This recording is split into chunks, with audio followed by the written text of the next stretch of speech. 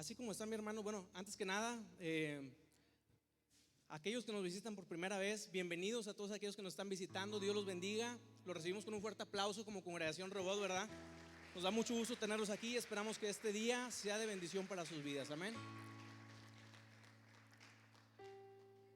Así como estamos, mi hermanos, vamos a abrir nuestra Biblia, por favor.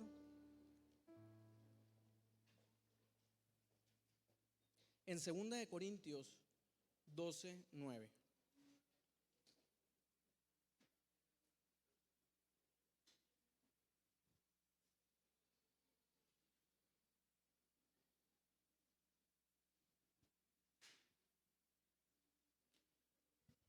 Cuando lo tengamos, me pueden indicar con un amén. Dice así: y me ha dicho, bástate mi gracia, porque mi poder se perfecciona en la debilidad.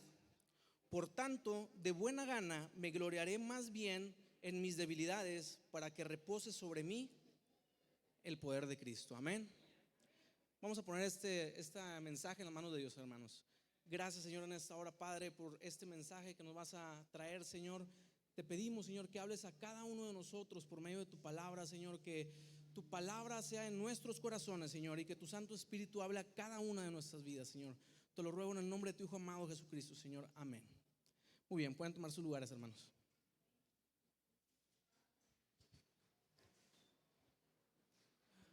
¿Cuántos estamos contentos, hermanos?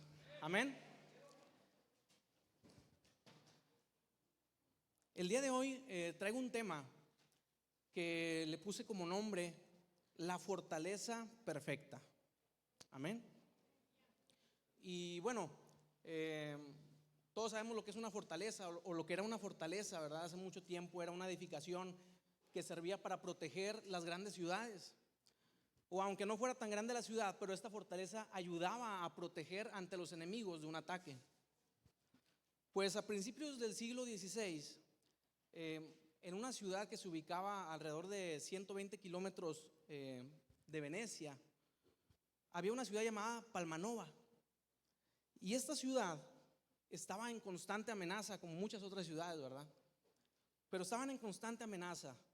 Y la República de Venecia, sus gobernantes, se vieron en la necesidad de comenzar la construcción de una fortaleza que ellos denominarían perfecta.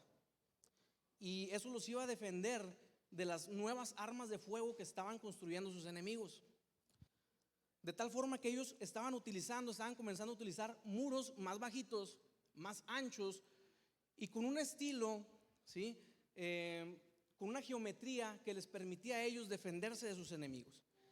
Y así fue entonces como el 7 de octubre de 1593 se plantó la primera roca en esta ciudad, Palmanova, para comenzar la edificación de dicha fortaleza. Y la idea era que cuando sus enemigos vinieran y atacaran esta fortaleza y derribaran una de sus murallas, los defensores pudieran esconderse detrás de otro punto fuerte que les permitía la misma geometría de la fortaleza.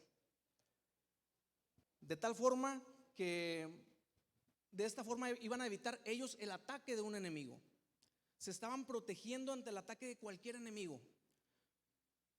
La superioridad numérica en este caso no les servía de mucho a sus enemigos. Por más enemigos que fueran, intentaran atacar a Palmanova, tenía una estructura tan perfecta que era casi imposible penetrar la ciudad. Pero de pronto sus enemigos comenzaron a pensar y dijeron, bueno, ¿sabes qué? Si hay una forma de vencerlos. Aunque aparentemente esta fortaleza es perfecta, hay solamente una forma en la que nosotros vamos a poder vencer a Palmanova. Y esta forma era formando un largo cerco alrededor de la ciudad para finalmente rendirlos por hambre. La ciudad estaba tan protegida que ni siquiera ellos mismos podían salir durante una guerra. No había forma en la que ellos pudieran salir para buscar ayuda o para buscar recursos para su misma ciudad.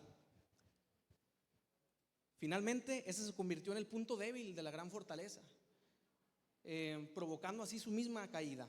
En 2017, finalmente, la espectacular estructura de Palmanova fue declarada Patrimonio de la Humanidad por la UNESCO y ahora solamente la podemos ir a visitar cuando nos toca andar por aquellos lugares, ¿verdad?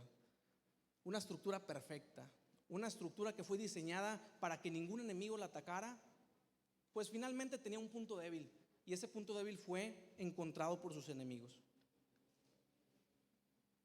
Y esto no es muy diferente, hermanos, a lo que ocurría en la Biblia, lo que ocurría hace muchos años, hermanos, en Oriente. Y durante muchas guerras, y podemos ver nosotros el Antiguo Testamento, está plagado de guerras, ¿verdad? David era un guerrero, su ejército tenía que estar guerreando constantemente. Estaban los medos, estaban los persas, ¿sí? Había diferentes, digámoslo así, imperios que estaban tratando de conquistar el mundo, y las guerras eran un pan de cada día. Pues ante estas guerras bíblicas, ¿verdad?, comenzaron a surgir muchas complicaciones para los guerreros. Ellos comenzaban a darse cuenta que cada vez las ciudades comenzaban a fortificarse. Y una ciudad sabia tenía que construir una fortaleza casi impenetrable, una fortaleza que ningún enemigo pudiera entrar. ¿Para qué? Para asegurar la supervivencia de su ciudad. Pero dentro de la guerra, dentro del desarrollo de la guerra, que la guerra se ha desarrollado por miles de años hasta la actualidad, y cada vez surgen nuevas tácticas de batalla, hubo una táctica de batalla desarrollada por algunos guerreros, y esta táctica era utilizar flechas con fuego. ¿Cuántos las han visto ahí en el cine, verdad? ¿Alguna vez este tipo de representación de táctica de atacar con flechas de fuego hacia el enemigo, verdad? Bueno, la realidad es que no era tan espectacular como se veía en los cines. De hecho, las flechas con fuego eran muy poco utilizadas porque eran ineficientes. Una flecha con fuego, que se le ponía fuego en la punta, pues durante el transcurso hacia su punto de ataque, terminaba por apagarse, por extinguirse. De tal forma que los mismos guerreros tenían que idear nuevas formas. ¿Sabes qué? Ya no vamos a usar una flecha con punta afilada, porque nuestro objetivo no es matar a una persona e incendiarla. Vamos a usar flechas que estén más ligeras, y vamos a comenzar a ponerle tal vez alguna especie de químico, alguna especie de material que pudiera durar más encendido, para que esta flecha llegara a su objetivo y lograra penetrar a la ciudad y comenzar a causar desastres. De tal forma que las flechas, mis hermanos, no eran para los soldados enemigos. Las flechas fueron diseñadas principalmente para ocasionar distracción y daño desde el interior de la fortaleza. Ahora, también las flechas eran muy difíciles que pudieran entrar a una fortaleza. Es decir, no me puedo imaginar una fortaleza de muros elevados, grandes, ¿verdad?, y que una flecha pudiera entrar por ahí. De tal forma que las flechas, los arqueros tenían que estar atentos a cualquier punto de debilidad. Tenían que estar enfocados en pequeños orificios, puertas descuidadas o fallas en la construcción, para que por medio de esa falla, esa flecha, si lograba entrar a la fortaleza, iba a cumplir su objetivo. Y la distracción principal, pues era más que evidente: el caos, la desesperación al interior de la fortaleza, un fuego abrasador que comenzaba a consumir todo a su paso, de tal forma que se empezaba a propagar, y ahora era un fuego que nadie esperaba, era algo inesperado, y obviamente era algo para lo que no estaban preparados. Uno de los principales problemas, hermanos, con el fuego, ¿cuál se imaginan ustedes que es el principal problema con el fuego descontrolado? Evidentemente, la forma en que lo vamos a extinguir. Siempre ha sido ese el problema.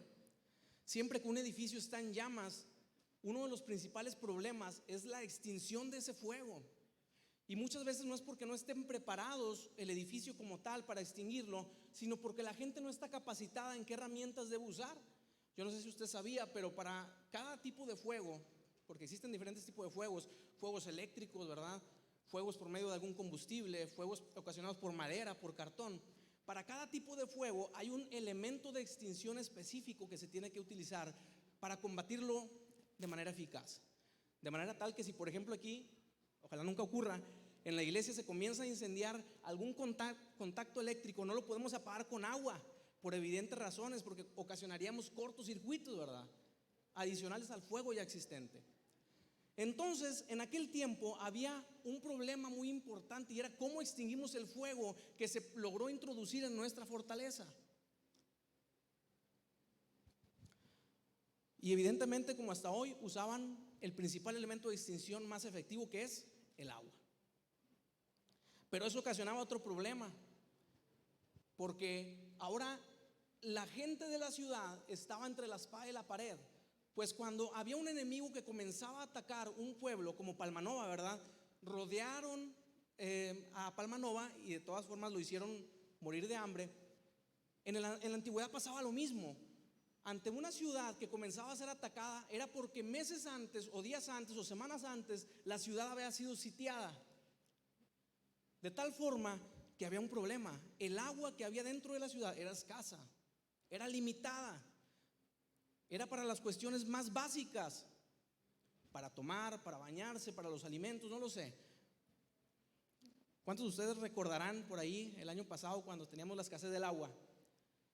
Era muy desesperante llegar a tu casa, abrir la llave y que no saliera ni una sola gota de agua.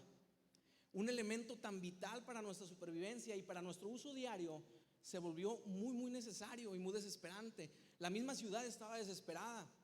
¿Qué hacían las personas? Iban y literalmente casi secuestraban a las pipas, ¿verdad? Porque había una desesperación en la ciudad. Lo mismo pasaba ante las ciudades bíblicas, que eran sitiadas. Había una desesperación y entonces la gente comenzaba a decir, bueno, ¿qué hago? ¿Utilizamos el agua para extinguir el fuego que acaba de entrar? ¿O lo mantenemos ahí porque no sabemos durante cuántos meses más estaremos sitiados? Y comenzaba a haber un caos en la ciudad, ¿sí? Los gobernantes contra los ciudadanos, los soldados, ¿sí? Contra los niños, contra la gente, contra las madres de familia. De tal forma que el objetivo principal de ese fuego, de ese dardo de fuego, era la distracción. Era generar un caos desde el interior de esa fortaleza. Eso generaba estrés, generaba confusión. La Biblia, hermanos, la palabra de Dios menciona en Efesios 6 que Satanás es un experto en dardos de fuego. ¿Sí? No es un novato que tira ahí un dardo hacia la nada. Satanás es un experto. La palabra lo explica a él como nuestro adversario, que está dispuesto a matar, ¿sí? A robar, a destruir nuestras almas. De forma tal que entonces la pregunta ahora para nosotros, considerando nuestra vida espiritual como una fortaleza, es: ¿cómo vamos a hacerle para protegernos de esos dardos? ¿Cómo vamos a extinguirlos? Amén. Bien, lo primero que tenemos que entender, hermanos, es que muchas veces nosotros como cristianos, como creyentes, creemos equivocadamente que nuestra vida espiritual es perfecta.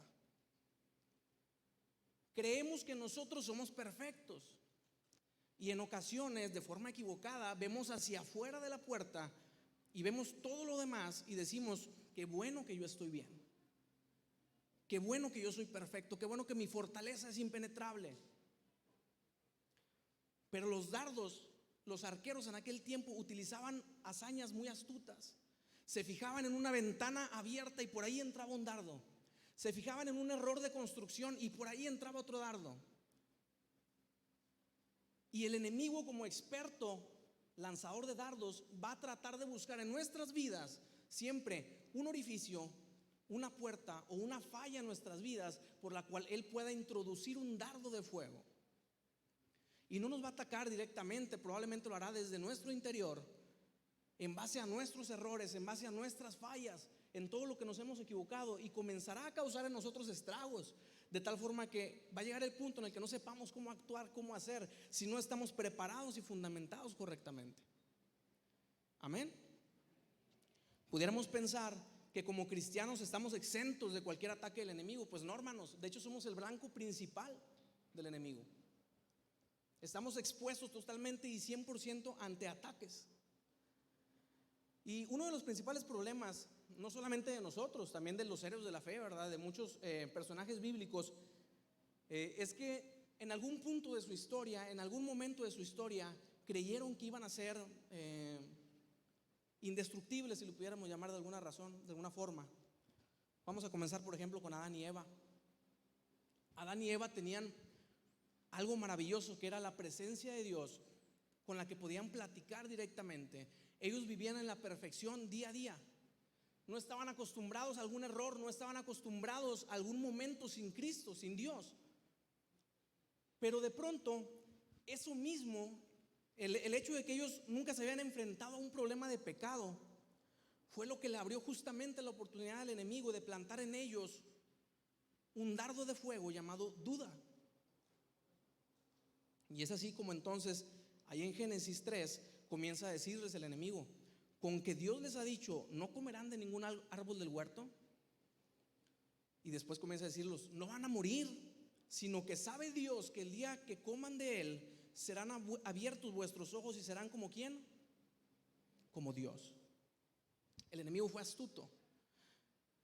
Jamás nos hubiéramos imaginado que una familia perfecta, un Adán, un Eva, que estaban perfectos, habían sido creados sin pecado, en un lugar perfecto, jamás nos hubiéramos imaginado que ahí hubiera nacido un dardo del enemigo. Pero él fue astuto y sembró la duda. Más adelante en la historia podemos ver, por ejemplo, a otro personaje bíblico, Moisés, ¿verdad? ¿Cuántos conocen a Moisés o han oído hablar de Moisés?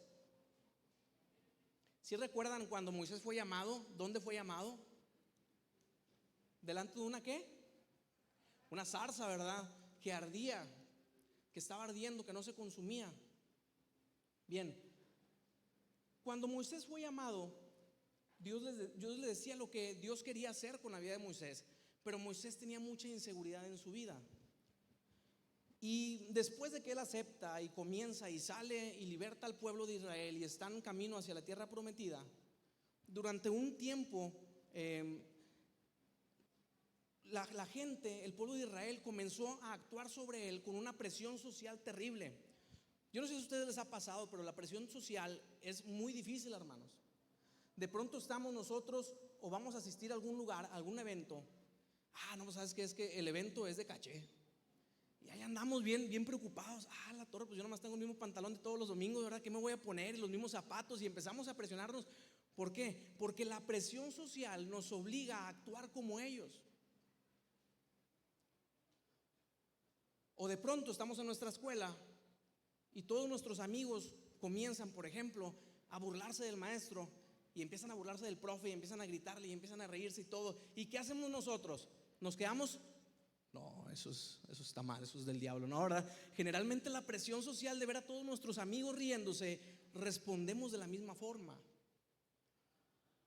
Y a Moisés, mientras estaba en camino hacia la tierra prometida, de pronto la gente empezó a decirle: Moisés, en serio, de veras, dice, ojalá hubiéramos muerto cuando murieron nuestros hermanos.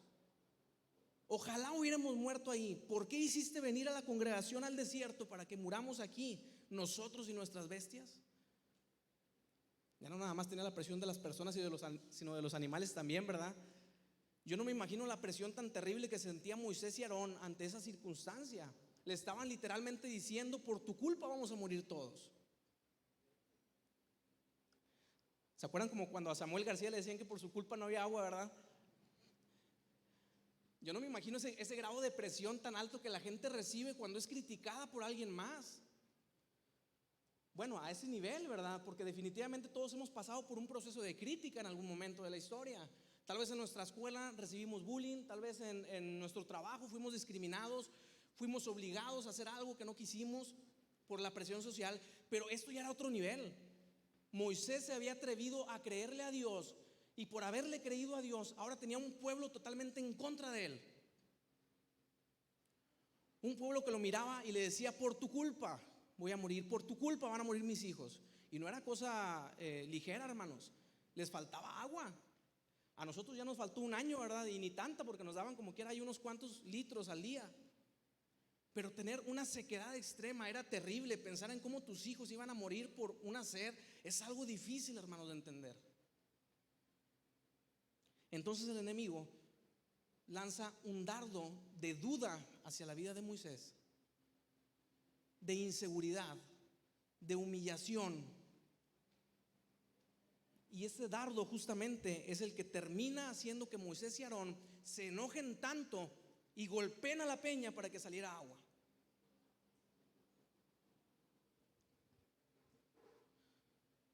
Eso les costó nada más y nada menos que el no poder entrar en la tierra prometida. Un dardo del enemigo que no se ha extinguido en nuestro interior puede ocasionar estragos, hermanos. Un dardo del enemigo que ha sido plantado en nuestra vida puede literalmente evitar que nosotros cumplamos el propósito de Dios para nuestra vida en este lugar. Después, más adelante en la historia, vemos a un joven llamado Saúl, un joven guerrero. El pueblo de Israel no tenía reyes, eran gobernados directamente por Dios. Imagínense usted eso, ¿verdad? Eran gobernados directamente por Dios. Pero en un momento el pueblo de Israel le dice: ¿sabes qué, Señor? Nosotros queremos tener un rey como las demás naciones.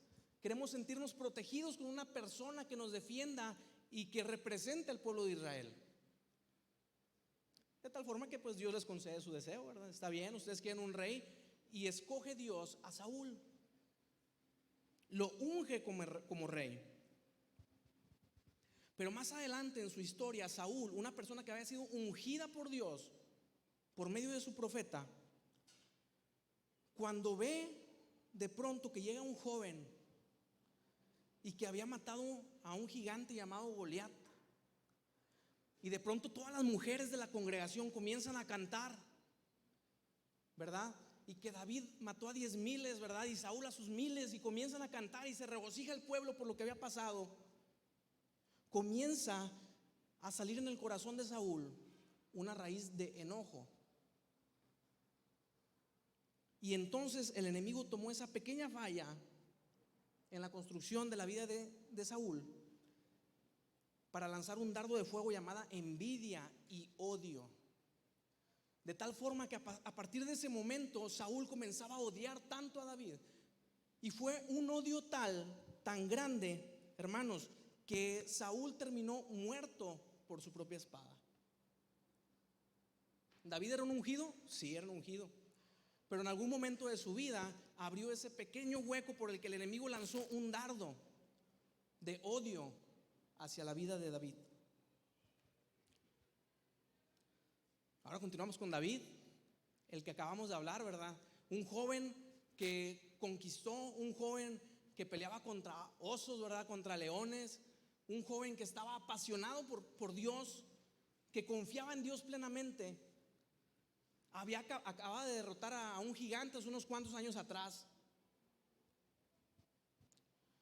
Y de pronto este joven, que ya era un adulto, pues en un día de ocio, hermanos, en el tiempo de la guerra, cuando él debería estar guerreando, en un tiempo de ocio, ¿sí? Mientras el pueblo estaba en guerra, miró de lejos a una mujer de uno de sus guerreros llamado Urías, que se estaba bañando y que era muy hermosa.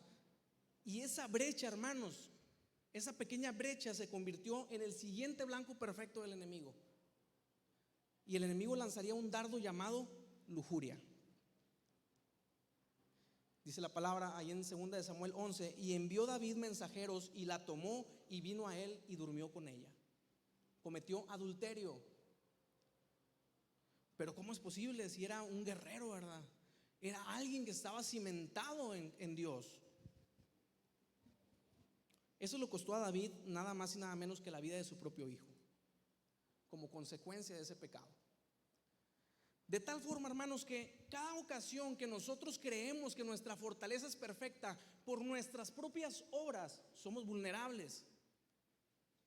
Cada vez que nosotros decimos: yo soy un cristiano ejemplar, somos el blanco perfecto del enemigo. Porque no es por nosotros, hermanos, es por Cristo. No es por nosotros, es por su palabra, es por su Santo Espíritu que nosotros podemos ser justificados, amén. Podemos avanzar hacia el Nuevo Testamento y encontramos otro personaje llamado Pedro. ¿Cuántos han escuchado de Pedro? Recordamos cómo era Pedro, una persona, ¿cómo era? Una persona recia, ¿verdad? Una persona fuerte. Sin embargo, Pedro había sido un hombre que había sido escogido por Dios para ser su discípulo. Y en una reunión con Jesús, unas horas antes de que Cristo fuera crucificado, él le dice a Jesús: ¿sabes qué, Señor? Aunque todos se escandalicen de ti, yo no lo voy a hacer. Y aunque esas palabras parecían muy virtuosas, ¿verdad?, muy agradables a los oídos, yo creo que todos los discípulos miraron a Pedro y wow. O sea, yo no me imagino, ¿verdad? A Juan a lo mejor estaba todo temeroso diciendo, ay, ojalá no crucifiquen a Cristo porque yo se me voy corriendo, ¿verdad? No sé. Pero al mirar a Pedro todos, wow, este varón de Dios diciendo perfecto. Pero justamente fue eso lo que el enemigo encontró como un orificio en su fortaleza para lanzar después un dardo de temor, de humillación y de miedo, mismo que ocasionó que Pedro más tarde negara a Cristo. Y eso le ocasionó a Pedro una de las noches más amargas que ha tenido en su vida, y está registrado en la Biblia. De tal forma, hermanos, que la lista es interminable, la lista avanza a lo largo de la palabra de Dios. Hay muchísimos hombres y mujeres de Dios que han sido, en algún momento han caído por causa y por culpa del enemigo, porque ha ocasionado un dardo de fuego en sus vidas. Y de alguna forma ellos han prestado lugar para ese dardo, para que ese fuego se siguiera propagando dentro de sus vidas. Todos esos personajes que acabo de leer, hermanos, tienen algo en común, y es que todos conocían a Dios antes de esa caída. Es decir, nosotros pudiéramos decir, yo al ser cristiano soy perfecto. Bueno, somos el blanco perfecto para el enemigo, ¿verdad? Y Dios quiere que jamás caigamos. Sin embargo, somos un blanco perfecto. Y más adelante vamos a hablar de cómo evitar ser ese blanco perfecto. Pero mientras tanto, mientras que nosotros somos ese blanco perfecto, el enemigo estará atacando nuestras vidas. Nadie dijo amén, ¿verdad? Claro que no. Nadie queremos decir amén ante algo así. Ser cristianos no nos hace inmunes a los ataques del enemigo. Por el contrario, somos el blanco principal. Primero que nada, hermanos, tenemos que entender algo. Nosotros no somos perfectos. Como todo castillo, como toda fortaleza que aparentemente es impenetrable, nosotros también tenemos orificios, tenemos puertas, tenemos ventanas abiertas en nuestras vidas, que de pronto por ahí el enemigo puede comenzar a atacarnos. Y yo no sé qué tipo de orificios o ventanas o puertas o fallas hay en nuestros corazones, en nuestra fortaleza espiritual. Voy a mencionar solamente algunas. Pero por ejemplo, algunos orificios con los que nacemos, aquellas cosas con las que nosotros nacemos y no hemos permitido que Dios sane o que Dios cierre nuestra vida. Por ejemplo, las inseguridades acerca de nuestra personalidad, acerca de nuestro físico, acerca de nuestro carácter. Nosotros como humanos tendemos mucho a compararnos. No, hombre, es que el hermano Jaciel, brother Jaciel, mira cómo se viste. Yo si me pongo lo mismo que él, yo creo que yo no voy a parecerme a él, ¿verdad? No. Ya viste el hermano Daniel, cómo toca el teclado, yo no voy a poder tocar el teclado así. Y generalmente, constantemente, inconscientemente nosotros nos estamos comparando con alguien más. Sin embargo, esas inseguridades, mi hermano, tenemos que nosotros aterrizarlas y llevarlas a los pies de Cristo para que Dios nos ayude a cerrarlas en nuestras vidas. Tal vez yo nunca les he platicado, pero pues los que ya me conocen de muchos años aquí en la congregación, tal vez lo pudieron constatar. Yo era una persona muy insegura, bastante insegura cuando era un adolescente, cuando era un niño. Yo aquí a esta iglesia, Congregación Rebot, llegué a los 10 años de edad. Era un niño. Yo estaba por allá atrás en los campos de verano que hacían, en las escuelitas de niños, ¿verdad? Y todo. Pero cuando yo fui creciendo con bastante inseguridad. Para mí era un caos que me hicieran una pregunta, porque yo no quería responder, me daba tanta vergüenza. Esa inseguridad comenzó a causar problemas en mi vida. ¿Cuáles eran esos problemas? Que por ejemplo, en la escuela, pues yo era víctima de bullying. Yo era víctima de personas que querían abusar de mí. Eso no era tanto el problema es que eso lo usó el enemigo para meter dardos en mi vida y comenzar a decirme, Dios no te ama. Y recuerdo que en una ocasión, es una historia que por ahí Abimael de repente cuenta como chascarrillo, pero que en ese momento a mí me causó mucho dolor. Es que durante una semana difícil de escuela, yo llego a la iglesia y aquí en la iglesia me reciben con más bullying, y eso ocasionó en mi vida, me destrozó completamente. Ese día yo salí llorando de la iglesia y no quería volver más a la iglesia. El problema no lo tenían ellos, que eran amigos. Los niños pues así son, ¿verdad? Son alegres, son risueños, tiran carro de repente los chavos. Ese no era el problema. El problema es que el enemigo había ocasionado un dardo en mi vida de inseguridad, por el cual me estaba diciendo: ¿sabes qué? Tú no vales nada. Y fue terrible. Más adelante tuve que aprender a entregarle esta inseguridad a Dios y decir: ¿sabes qué, Señor? Ayúdame a salir de esto. Más adelante me afiancé de la palabra y Dios me ayudó a salir. Me comencé a juntarme con personas que me ayudaron a salir, obviamente, de esta situación. Con la ayuda de Dios y con la ayuda de la palabra, hermanos, la vergüenza se me fue quitando. En la primaria, en la secundaria ya comenzaron a utilizarme ahí para exponer, en la preparatoria, en la facultad. De tal forma que aquello que había comenzado con una inseguridad, bajo los pies de Dios, de Cristo, bajo su palabra, fue transformado para bien. Y gracias a Dios se me quitó el temor, la vergüenza, la inseguridad de hablar en público, y pues enos aquí, ¿verdad? Dios transforma nuestras inseguridades en seguridades. Dios transforma nuestras debilidades en fortalezas. Pero es Dios, hermanos. Amén. No somos nosotros los que hacemos eso. Otro probable orificio por ahí: un carácter explosivo. ¿Cuántos de aquí son de mecha corta? No levanten la mano, ¿no? O sí, para no acercarnos, ¿verdad? No se crean. El problema de un carácter explosivo es que fuera de las manos de Cristo también puede ser un problema. Me ha tocado conocer, hermanos, a siervos de Dios que con un carácter explosivo ofenden a la iglesia. Hay gente que se va de la iglesia porque alguien me habló mal. No toda la culpa la tiene la persona que habló mal, pero un carácter explosivo nos ocasiona problemas, y esas son cositas con las que nosotros nacemos. ¿Sí? Yo me acuerdo cuando estaba chiquito, hermanos, cuando era un niño, mi mamá siempre me decía: tú eres bien enojón, mijo, ¿verdad? Tú eres muy enojón y necesitas tranquilizarte. Yo no sabía por qué, yo ni siquiera sabía que era enojón. Resulta que cuando ella me recogía en la primaria, decía que yo me enojaba mucho con mi maestra de primaria, ¿verdad? Una maestra, la maestra Marta se llamaba, todavía me acuerdo. Y yo no me acuerdo que fuera tan tremendo, hermanos, pero a veces las mamás exageran. Después me sorprendí porque el día de mi boda, les voy a platicar otro secreto. El día de mi boda, yo estaba en mi casa y me estaba arreglando, poniéndome mi traje y todo bien padre.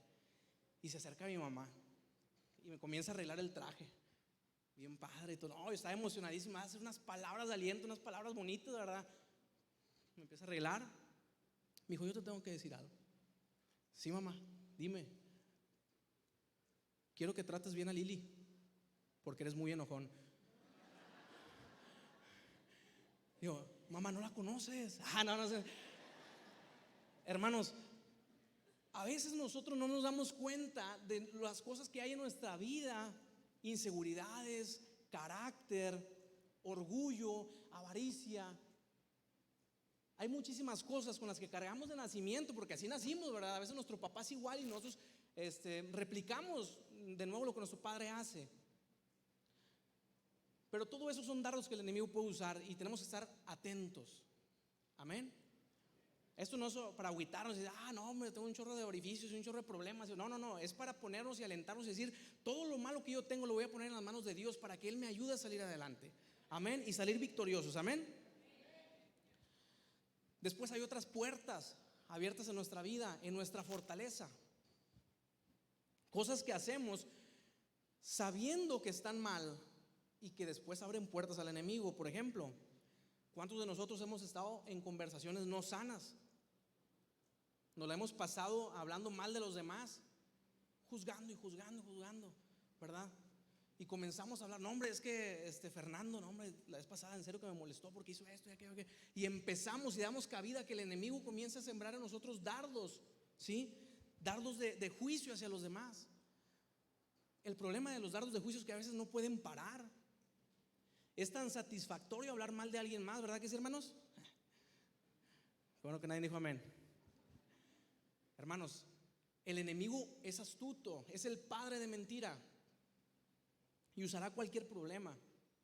Yo recuerdo en una ocasión, hace unos años atrás, estábamos en una iglesia y comenzamos a cenar en la iglesia, bien padre, y empezamos a cenar y todo. Y comenzamos a hablar, y Y de pronto empezó, oye, fíjate que Panchito que se ha estado portando muy mal en la iglesia y que ha hecho eso. Y empezamos a hablar y hablar y hablar, hablar. Nos aventamos casi una hora hablando mal de un hermano. Cuando terminamos, el pastor nos dijo, ¿les gustó la cena? Está muy rica. Sí, porque hoy cenamos prójimo. No, hermanos, de verdad, nos sentimos tan mal.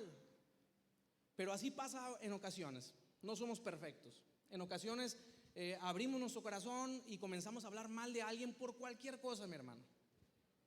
¿Sí?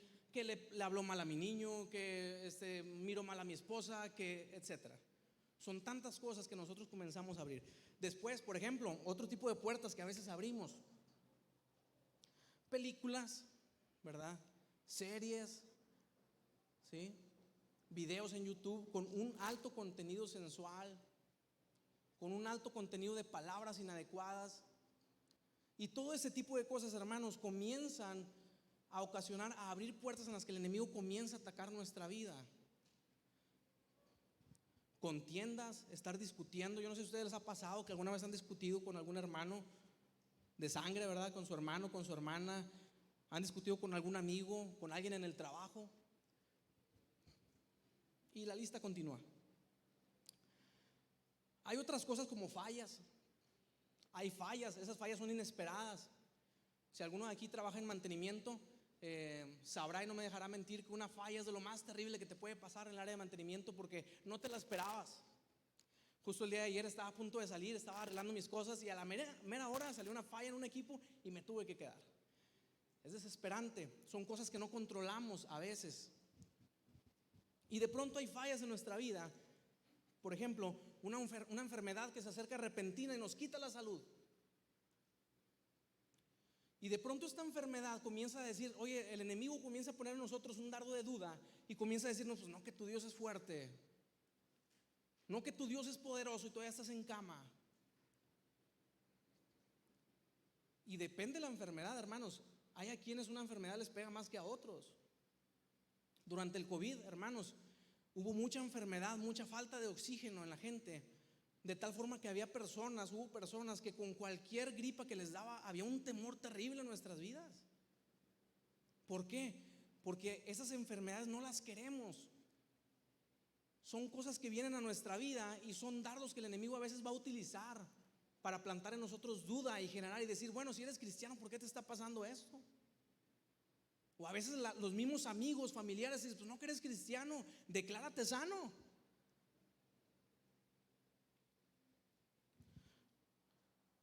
Crisis financieras. ¿Cuántos no hemos pasado por una crisis financiera? Una crisis financiera repentina ocasiona estrés en la familia, ¿verdad? Comienza a ser irritable. Estamos en casa, no hay que comer. Estamos en casa y no hay dinero. Los niños se acercan y te piden algo y no tenemos para darle a los niños. Es desesperante, mi hermano. Pero son fallas que van a ocurrir en nuestra vida, en algún momento de nuestra vida. ¿Por qué? Porque estamos en este mundo, ¿verdad? Porque estamos viviendo una vida común. Hay otro tipo de cosas, por ejemplo, problemas conyugales, ¿verdad? Que de pronto salen en la familia. Yo quiero que levante la mano. ¿Cuántos matrimonios perfectos hay aquí? Nada más mi esposa, ¿verdad? No se crean, ¿verdad? No, hermanos, los problemas conyugales pasan en cualquier lado. El problema es cuando ese problema no lo llevamos nosotros a los pies de Cristo y de pronto el enemigo tan astutamente comienza a hacer que ese pacto que hicimos una vez delante del altar comience a menguar. Y en lugar de buscar una solución para nuestros problemas, comenzamos a apartarnos y apartarnos y apartarnos de nuestra pareja hasta que esto se puede llegar a volver irreversible.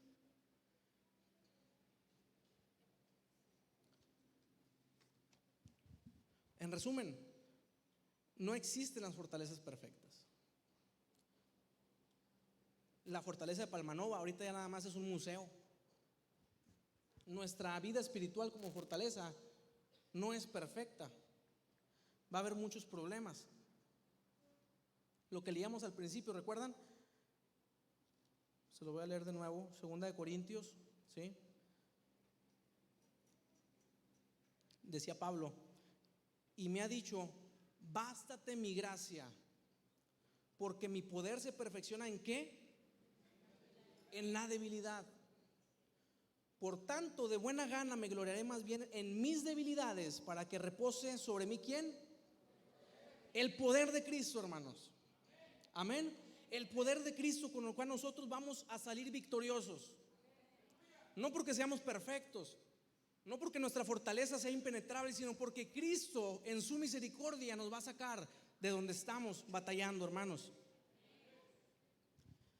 Dice Romanos 5:8: mas Dios muestra su amor para con nosotros en que siendo ¿qué?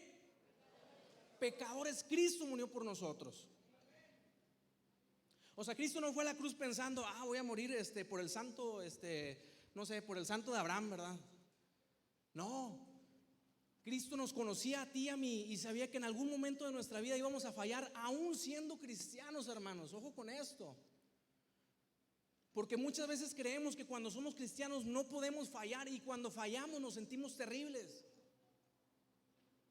Cuando fallamos decimos: es que yo era cristiano, no puede ser que yo me haya equivocado en esto. Mi hermano, acabamos de leer al principio una lista enorme de personajes que conocieron a Dios primero y después fallaron. No estoy haciendo una apologética del pecado, pero hermanos, tenemos que entender que somos humanos, somos pecadores. ¿Sí? La palabra de Dios dice: no existe justo ni aún uno, y eso nos incluye como cristianos. Pero tenemos que abrazar esa promesa, tenemos que abrazar lo que Cristo dijo, lo que Dios dice en su palabra en Romanos 5:8: mas Dios muestra su amor para con nosotros en que siendo aún pecadores, Cristo murió por nosotros. Cristo murió por ti, Cristo murió por mí.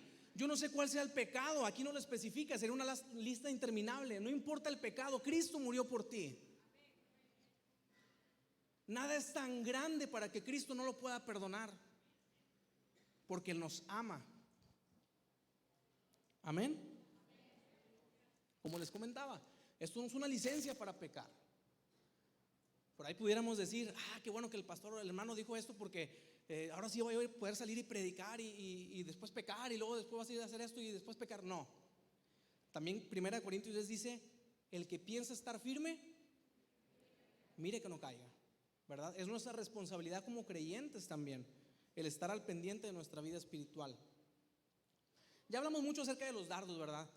Cómo funcionan. La estrategia principal es el caos al interior de nuestra vida. Pero ¿cómo los apagamos, hermanos? ¿Cómo apagamos un dardo espiritual en nuestro corazón? ¿Con agua? ¿Con polvo químico seco? ¿Cómo apagamos en nuestra vida un dardo de parte del enemigo? Los invito a que me acompañen a Efesios 6:16. Un pasaje bastante conocido.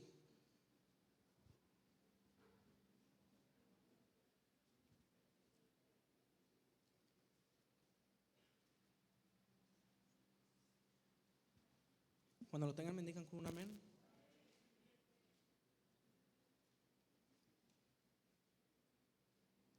Vamos a leerlo bien fuerte todo, ¿les parece? Dice así: sobre todo, tomad el escudo de la fe, con que podáis apagar todos los dardos del enemigo. Nada más los dardos de inseguridad, nada más los dardos del odio, el dardo a lo mejor de la lujuria, con el que podáis apagar todos los dardos del enemigo. ¿Con qué, mi hermano? Con la palabra. No, espérame, ahí dice ¿qué? Fe. Pero la fe, ¿por dónde viene, mi hermano? Por el escuchar la palabra de Dios. Oye, Ángel, es que yo no sé cómo empezar, yo no sé cómo voy a vencer esa inseguridad, yo no sé cómo voy a vencer este pecado con el que estoy batallando, yo no sé cómo voy a vencer y salir de este coraje que le tengo a mi hermano, a mi hermana. En mi familia tengo años que no veo a un hermano porque le tengo coraje. A mi papá no lo puedo ni ver por lo que me hizo. ¿Cómo puedo? ¿Cómo me pides que apague un fuego así? Es imposible. Dios puede hacerlo por medio de su palabra, mis hermanos. Ahí no dice solamente que lo van a desviar, ahí no dice solamente que va a detener el dardo, dice lo va a apagar, lo va a extinguir. Amén. Salmo 119 Si alguna vez ustedes han leído el Salmo 119, tiene una peculiaridad muy interesante, y es que tiene 176 versículos, y los 176 versículos hablan acerca de la palabra. Cualquier versículo que usted tome y comience a leer va a hablar acerca de la palabra. Podemos hacer el ejercicio, por ejemplo, ahorita. Búsquenme por ahí, por favor, el Salmo 119. ¿Sí? Si alguien lo encuentra, lea cualquier versículo, por favor, y verán que están haciendo referencias de la palabra.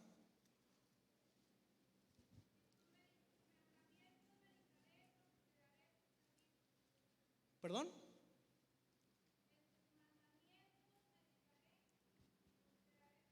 En tus mandamientos, refiriéndose a la palabra. ¿Alguien más quiere leer otro?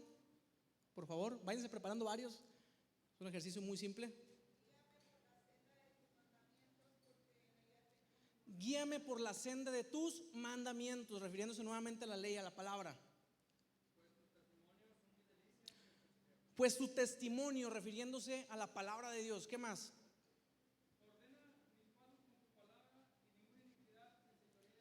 Ordena mis pasos con tu palabra. Y podemos seguir y seguir y seguir y seguir, ¿sí? Son 176 versículos que hablan acerca de la palabra de Dios.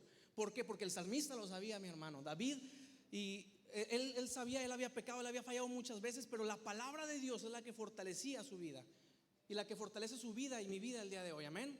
Nosotros, cada vez que comencemos a leer la palabra de Dios, nos vamos a fortalecer.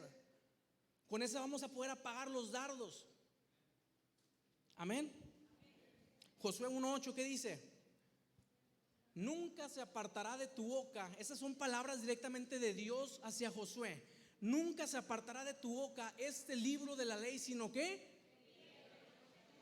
meditarás en él de día y de noche, para que hagas y guardes todo lo que conforme en él está escrito, y entonces harás prosperar tu camino. Y otra vez, ¿qué dice?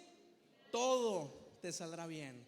Todo, mi hermano, te saldrá bien. No por nosotros, no porque seamos perfectos, no porque seamos cristianos, sino porque somos amados por Cristo. Somos amados por Cristo, amén. Y ese amor de Dios hacia nosotros es reflejado por medio de su palabra. Y cuando comenzamos a escudriñar su palabra, somos transformados. Cuando comenzamos a escudriñar su palabra, Dios comienza a enderezar nuestro camino. Cuando comenzamos a leer su palabra, Dios apaga esos dardos del enemigo en nuestra vida, y podemos entonces estar firmes en Dios. Amén. ¿Qué dice el Salmo 1, hermanos?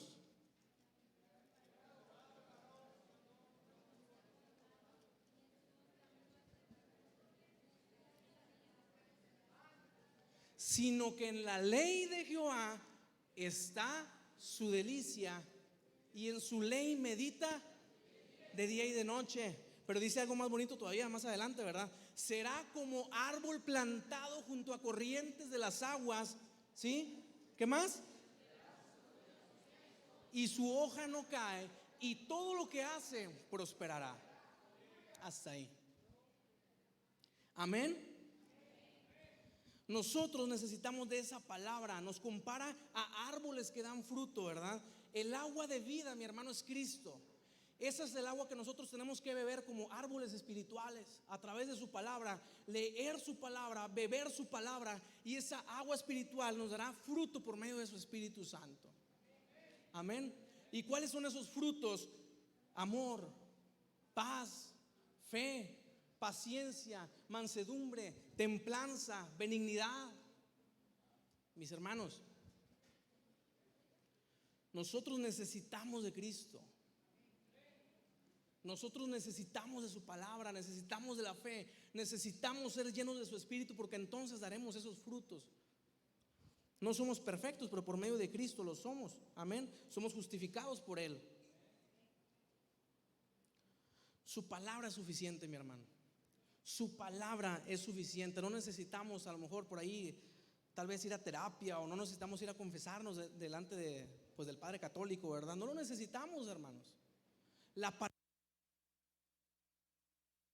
Amén. Dice Hebreos 4:12, porque la palabra de Dios es que viva y eficaz, y más cortante que toda espada de dos filos, que penetra hasta partir el alma y el espíritu y las coyunturas y los tuétanos, y discierne los pensamientos y las intenciones del corazón. Ese es el poder de la palabra.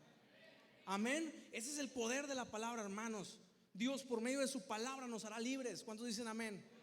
Dios por medio de su palabra nos ayudará a salir adelante. ¿Cuántos dicen amén? Dios por medio de su palabra nos ayudará a vencer, a apagar los dardos del enemigo en nuestra vida. ¿Cuántos dicen amén? Pero después Pablo decía algo en 1 Corintios 12:9. Dice: me gloriaré en mis debilidades para que repose en mí el poder de Cristo. El doctor Lucas registra en el libro de los Hechos las palabras que Pablo le dijo a los atenienses. Y decía Pablo: el Dios que hizo el mundo y todas las cosas que en él hay, siendo Señor del cielo y de la tierra, no habita en templos hechos por manos humanas. En el 26: y de una sangre ha hecho todo el linaje de los hombres para que habiten sobre toda la faz de la tierra, y les ha prefijado el orden de los tiempos y los límites de su habitación, para que busquen a Dios, si en alguna manera palpando puedan hallarle, aunque ciertamente no está lejos de nosotros, porque en él vivimos y nos movemos y somos, como algunos de vuestros propios poetas han dicho, linaje suyo somos. Cristo vive en nosotros, hermanos. Cristo vive en usted, Cristo vive en mí. Amén. Su palabra es más que suficiente. Si tenemos su palabra, si tenemos la comunión con el Espíritu Santo, si tenemos la oración, si tenemos ayuno, Dios va a habitar en templos no hechos por humanos. Nosotros venimos aquí cada domingo, nos congregamos y es bonito, pero es más bonito que Cristo viva en nuestro corazón. Amén. Es más hermoso que Cristo habite en nosotros, porque entonces nuestra vida va a comenzar a cambiar. Vamos a comenzar a dar frutos. Vamos a comenzar a ser de bendición para quienes se acerquen a nuestra vida. Amén.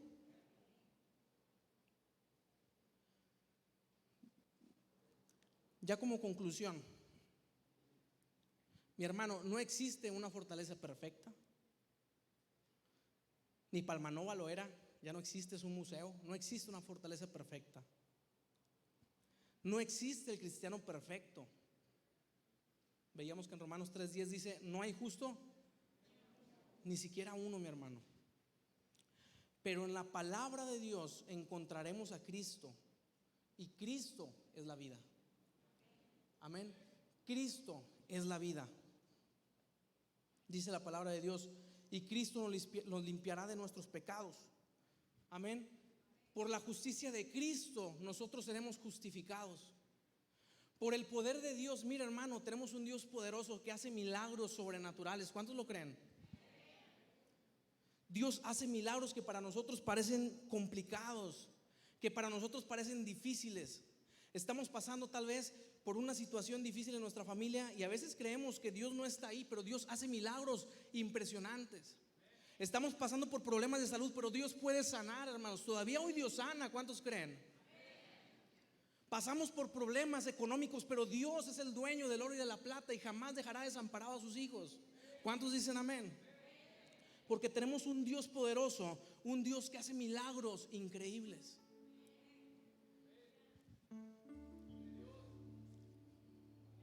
¿Cuántos hemos escuchado hablar de Eliseo?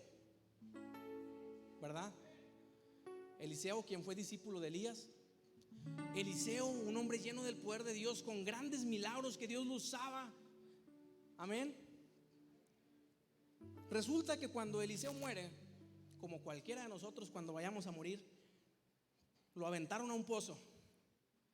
Pero por alguna razón no taparon ese pozo. Y resulta que mientras unas personas iban a sepultar a su difunto, ¿sí? De pronto empezaron vieron una banda armada que los estaban persiguiendo. ¿Y qué hicieron desesperados? Ellos iban a enterrar a su difunto, ¿verdad? Pues por el miedo que ellos tuvieron, arrojaron a su difunto hacia la fosa donde estaban los huesos de Eliseo. La palabra de Dios registra, hermanos, que cuando esos huesos cayeron y tocaron los huesos, cuando ese difunto cayó en esa fosa, tocó los huesos de Eliseo. Y cuando toca los huesos de Eliseo, ¿qué pasó? Cobró vida. Por el poder de Dios, hermanos. Para Dios no hay nada imposible. Para Dios no hay nada imposible. Y yo no sé cuál sea tu problema. Pónganse de pie, mis hermanos. Yo no sé cuál sea el problema por el que nosotros podamos estar pasando. Yo no sé cuál sea la situación en tu vida por la que tú puedas estar pasando. El estrés, la inseguridad, los problemas financieros, los problemas familiares. Tal vez hoy viniste tú aquí a la iglesia muy apenas diciendo: Señor, no tengo ganas de ir, en mi familia está pasando esto, tengo enfermo a mi hijo, tengo enferma a mi hija, estoy pasando por problemas difíciles en mi vida. Pero déjame decirte que tomaste la mejor decisión en tu vida, y es venir a la casa de Dios, porque Dios está aquí. Amén.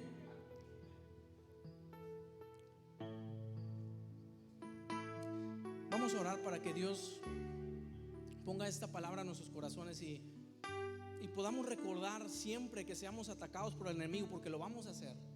Siempre que seamos atacados por el enemigo, recordar que por medio de la palabra de Cristo, con un Dios tan poderoso que hizo revivir a alguien tan solo por tocar los huesos de un siervo suyo, con un Dios así, mi hermano, no tenemos de qué temer. Amén. Gracias, Señor, en esta hora, Padre, porque tú eres bueno, Señor. Gracias, Padre, porque nos has dado esta palabra, Señor, en la cual nos has hablado acerca de tu poder, acerca de lo que tú haces en cada uno de nosotros cuando nos disponemos a venir delante de tu presencia. Gracias, Señor, porque tú eres poderoso, Señor, en batalla, Señor.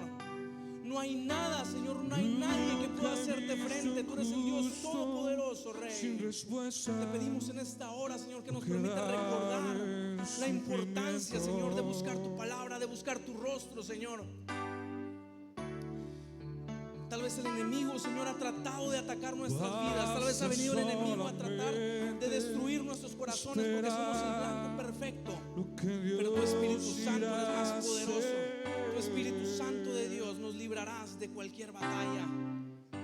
Te pedimos en esta hora, Señor, que tú bendigas a cada uno de mis hermanos, Señor, en esta hora, y permitas levantarnos, Señor Jesús, de cualquier circunstancia. Permitas que nosotros podamos seguir adelante. Permitas que nosotros, Padre Santo, podamos confiar en tu palabra, Señor.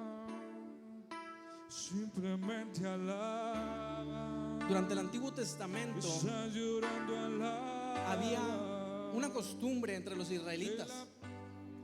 Esta costumbre era que cada vez que el pueblo iba a una batalla y salía victorioso, el pueblo alababa. Cada vez que el pueblo de Israel salía victorioso, el pueblo comenzaba a gritar y comenzaba a cantar y comenzaba a alabar el nombre de Cristo. Mi hermano, en esta hora es tiempo de alabar. Es tiempo de alabar, es tiempo de levantar tu voz y comenzar a decirle: Señor, gracias, y comenzar a levantar tu propia voz con tus propias palabras. Señor, tú eres grande, eres misericordioso. Señor, gracias por salvarme, gracias por librarme, gracias por cuidarme, gracias por rescatarme. Gracias, Señor, porque tú has sido bueno en mi vida, Señor. Gracias, Padre, porque no nos ha faltado nada en nuestra familia. Gracias, Señor, porque tú me libraste de esta, Señor, enfermedad. Gracias, Señor, porque tú proveíste cuando no teníamos nada, Señor. Solamente eres tú, Señor.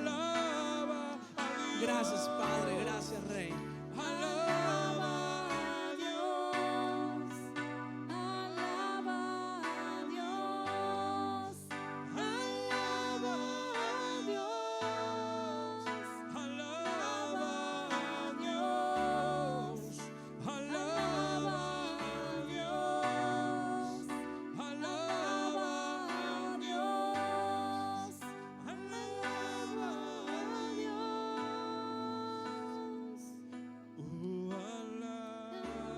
¿Cuántos necesitan a Cristo esta mañana? Todos tenemos y sabemos cuáles son nuestras debilidades, cuáles creemos que son nuestras fortalezas, pero todos sin ninguna duda necesitamos a Jesucristo en nuestra vida. ¿Por qué no levanta sus manos esta mañana y dile: gracias? Gracias porque me has amado. Gracias porque has hecho tu voluntad en mí. Solamente que necesito cada día tu fortaleza. Necesito cada día, Señor, de tu palabra en mi vida. Necesito, Señor, depender de ti. Necesito estar apegado a ti, Señor. Gracias, Dios. porque tú conoces mis debilidades. Pero ahí quiero, Señor, que tú seas mi fortaleza. Quiero deleitarme en tu palabra. Quiero conocerte cada día. Quiero experimentar tu poder en mi vida. Quiero experimentar, Señor, que ahora yo soy fuerte. No por mí, sino porque tú estás en mí, Señor. Muchas gracias, Dios. Muchas gracias por ese amor incondicional. Muchas gracias, Dios, porque tú estás aquí, Señor. Y te ha placido, Señor, el poder amarme y experimentar tu amor, tu abrazo, tu cobijo, Dios. Muchas gracias. Muchas gracias, Señor. Bendito sea tu nombre. Gracias, Cristo Jesús. Gracias, poderoso Dios. A ti te damos la honra, la gloria y el honor por siempre. Aleluya. Aleluya. El Señor está aquí, hermanos. Y cada día Él quiere tratar con nosotros. Cada día Él quiere que nosotros seamos perfeccionados a través de su poder. Amén. Vamos a orar por las personas que vienen por primera vez, a bendecirles, por los hermanos que cumplen